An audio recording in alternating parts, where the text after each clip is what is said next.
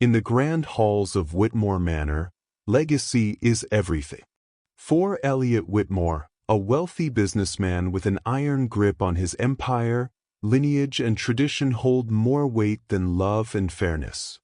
But when his only black granddaughter, Naomi, is cast aside, deemed unworthy of inheriting his fortune, the stage is set for an extraordinary tale of resilience and transformation.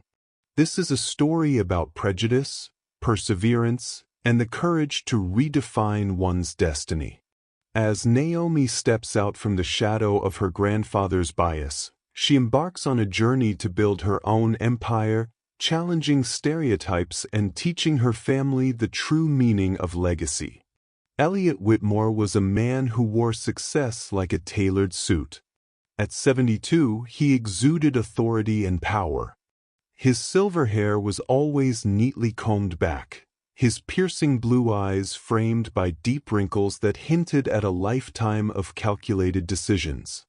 He lived in a sprawling estate in Connecticut, complete with manicured gardens, marble fountains, and a grand mansion that stood as a monument to his wealth. The Whitmore Manor was a fortress of old money, its walls adorned with portraits of ancestors who had built the family fortune in textiles and real estate. Elliot had 3 grandchildren from his 2 children. His eldest son, Richard, had married a wealthy socialite and produced 2 children, Lucas and Amanda, both golden-haired and blue-eyed replicas of their lineage. They were doted on, given trust funds, and showered with gifts. Elliot's younger daughter, Diana, however, had defied his expectations. She had married outside of their race, a kind-hearted, intelligent black man named Marcus. Their union had produced Naomi, Elliot's only black grandchild.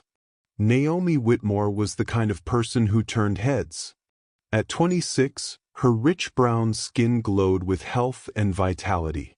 Her dark, curly hair framed her face in natural waves, and her almond-shaped eyes carried a spark of determination that belied her years. She had inherited her father's warmth and her mother's sharp wit, but none of these traits endeared her to her grandfather. To Elliot, Naomi represented a departure from tradition, a blemish on the pristine lineage he so fiercely protected. Elliot's disdain for Naomi was subtle but unmistakable.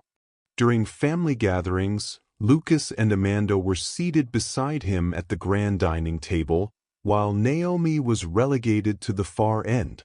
When birthdays came, Lucas received a vintage sports car, Amanda a designer handbag collection. Naomi? A patronizing lecture about the value of hard work. "You need to understand," Elliot often said, "you'll have to work twice as hard to achieve half as much. People like you don't get handed success." When Elliot announced his will, the bias was glaring. Lucas and Amanda each received multi-million-dollar shares in the family's business and properties. Naomi, on the other hand, was left out entirely. "It's not personal," Elliot had told her, though his tone was anything but kind. "I just don't think you're capable of managing the Whitmore legacy. I need to ensure it's in competent hands." Hurt but not broken, Naomi decided to prove her worth. She moved out of the Whitmore Manor and into a small apartment in the city.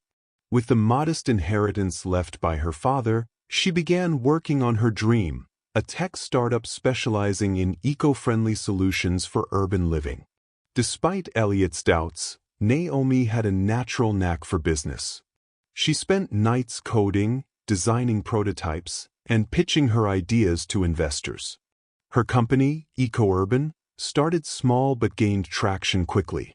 She developed a groundbreaking smart home device that reduced energy consumption and became a media sensation. Investors lined up, and within 3 years, EcoUrban was valued at over $50 million. Meanwhile, the Whitmore family's fortune was not as secure as Elliot believed.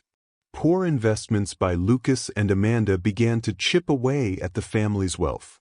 Elliot, once so confident in their abilities, found himself cleaning up their messes. When he saw an article about Naomi's success on the cover of a major business magazine, he was stunned. One evening, Elliot sat in his study, staring at the headline, "Naomi Whitmore, the tech visionary redefining urban living." The article described her innovation, resilience, and business acumen. It painted a picture of the kind of legacy Elliot had always dreamed of, but from the granddaughter he had dismissed. With his pride in tatters, Elliot arranged a meeting with Naomi. She agreed, though her guard was up. They met at her company's sleek headquarters, a far cry from the traditional opulence of Whitmore Manor. "Naomi," Elliot began, his voice tinged with uncharacteristic humility, "I underestimated you. I was wrong." Naomi's gaze was steady. "Yes, you were," she replied, her tone calm but firm. "But that's not my burden to carry.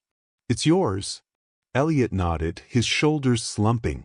"I'd like to make amends if you'll let me. You've built something remarkable, something even I couldn't have envisioned." Naomi considered his words. "I didn't build this to prove you wrong, grandfather. I built it because I believed in myself when you didn't. Legacy isn't about inheritance, it's about impact." Over time, Naomi and Elliot began to rebuild their relationship. She didn't need his validation, but she accepted his efforts to support her company's charitable initiatives, helping underserved communities access sustainable technology.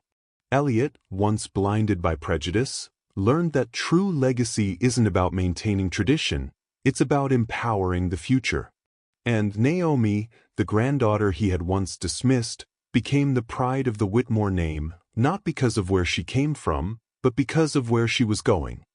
As Naomi's success continued to grow, her story inspired others, both within and outside the family. Lucas and Amanda, who had always taken their privilege for granted, began to see Naomi in a new light. They reached out to her, seeking advice and mentorship. Though wary at first, Naomi chose to extend a hand, teaching them the value of hard work and perseverance. Elliot, now retired, became a quiet supporter of Naomi's initiatives. He used his influence to help secure grants and funding for eco-urban's projects, particularly those aimed at improving infrastructure in underserved communities. For the first time, he felt that his wealth was being used for something truly meaningful. Naomi's mother, Diana, watched with pride as her daughter not only broke barriers but also brought healing to a fractured family. Marcus, Naomi's father, often reminded her of the strength it took to stand firm in the face of adversity. "You're not just building a company," he told her one evening, "you're building bridges." Years later, at a family gathering, Naomi stood to give a toast. The occasion was her latest achievement, eco-urban's expansion into international markets. As she looked around the room, she saw a family transformed. Elliot sat beside her parents, his once rigid demeanor softened. Lucas and Amanda were engaged in a lively discussion about sustainable practices, a topic they had once dismissed as unimportant. "To legacy," Naomi said, raising her glass. "Not the one we inherit, but the one we create." The room erupted in applause, and for the first time, the Whitmore family felt truly united. Naomi had not only built her own empire but had also redefined what it meant to carry the Whitmore name. Naomi's story is a powerful reminder that legacy is not defined by inheritance or tradition but by the impact we leave behind. It challenges us to question biases, rise above adversity, and redefine what success truly means. Elliot's transformation from prejudice to pride shows that it's never too late to change and support the dreams of others. Do you have a legacy you're building? Let Naomi's perseverance inspire you to overcome obstacles and create something extraordinary. If you enjoyed this story, don't forget to like, comment, and subscribe to our channel for more inspiring tales of resilience and triumph. Share this video with someone who needs a reminder that their potential is limitless. Let's keep the conversation going. What does legacy mean to you? Let us know in the comments below.